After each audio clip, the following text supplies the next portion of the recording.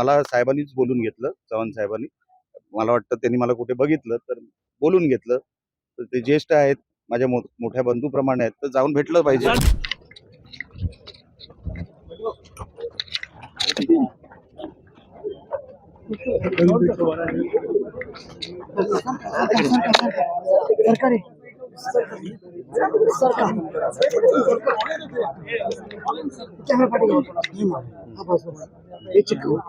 विशाल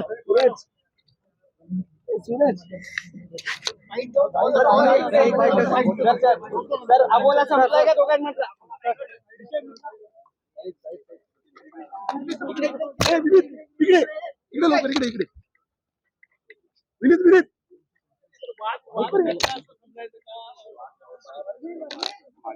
होतं की असं काय वाद वगैरे नव्हता. निवडणुकीचा विषय होता. तो निवडणुकीमध्ये जे काही बोलायचं होतं, ज्या काही विषय निवडणूक आयोगाच्या होत्या त्या स्तरावर मी बोललो होतो. आणि मी तेव्हाही म्हटलं होतं, माझं चव्हाण साहेबांबरोबर काहीच पर्सनल नाही, कधीच नसणार. ते माझ्या मोठ्या भावाप्रमाणे. आता भेट झाली तुमची, काय चर्चा हो केली? हो, मला साहेबांनीच बोलून घेतलं, चव्हाण साहेबांनी. मला वाटतं त्यांनी मला कुठे बघितलं तर बोलून घेतलं. तर ते ज्येष्ठ आहेत, माझ्या मोठ्या बंधूप्रमाणे आहेत, तर जाऊन भेटलं पाहिजे. त्यांचा पाठीवर हात होता, काय समजायचं याचं? आपण ओरडताय कशाला? त्यांचा तुमच्या पाठीवर हात होता, असं हे बरोबर. काय काय अर्थ काढायचा?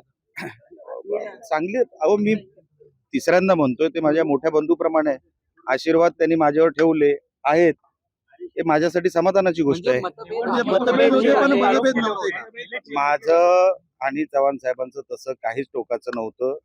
निवडणुकीच्या काळामध्ये जे काय मला बोलायचं होतं, जे काय माझ्या नजरेसमोर आलं, जे काय पुरावे मला मिळाले, ते मी निवडणूक आयोगासमोर ठेवलेले आहेत. रिट पिटिशन जे फाईल केलंय ते मी हायकोर्टात फाईल केलेलं आहे. त्याच्यामध्ये भाजप किंवा व्यक्तिगत कोणावरही माझी तक्रारच नाही. म्हणजे ऑफिशियल तक्रार ज्याला म्हणतात त्याला, निवडणूक आयोगाकडे.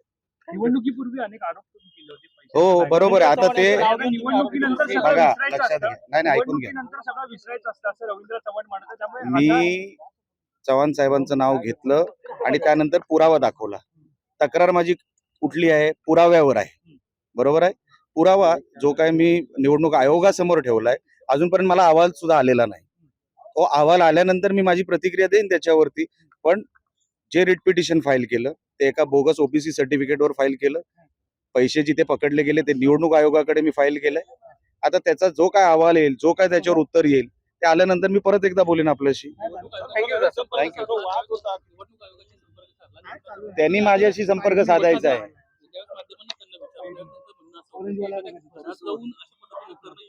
तुम्ही हा 25 दिवस जुना प्रश्न मला विचारताय. ऑलरेडी याच्यावर झालेलं, माझ्यावर केस झाली आहे ट्रेसपासिंगची. कदाचित तुम्हाला माहित नसेल, ऑलरेडी हा विषय जुना झालेला आहे. मी कोर्टामध्ये गेलेलो आहे. अच्छा, एवढं जर होतं तर निवडणूक आयोगाने तेव्हाच सांगायला पाहिजे होतं. माझ्यावर केस झालेली आहे त्या विषयामध्ये. थँक्यू. धन्यवाद.